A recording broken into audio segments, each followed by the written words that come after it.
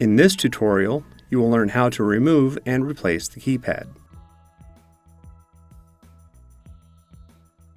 Press the power button to power off the device. Remove the battery. Using a Torx T8 screwdriver, remove the two keypad latch screws from the inside of the battery slot. Release the keypad latches that are in the battery well by sliding them towards the bottom of the device. Note, if the keypad latches are hard to move, use a screwdriver to gently slide them towards the bottom of the device. Turn the device over so the keypad is visible.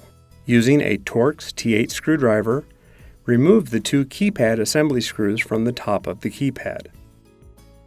Lift the keypad from the device to remove it.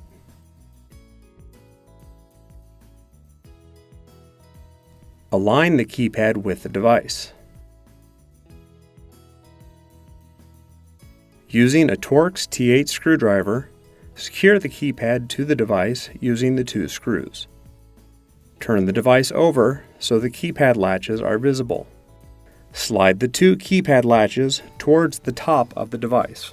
Using the Torx T8 screwdriver, replace the two keypad latch screws inside the battery slot.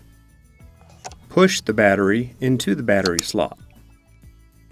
Press the battery in firmly.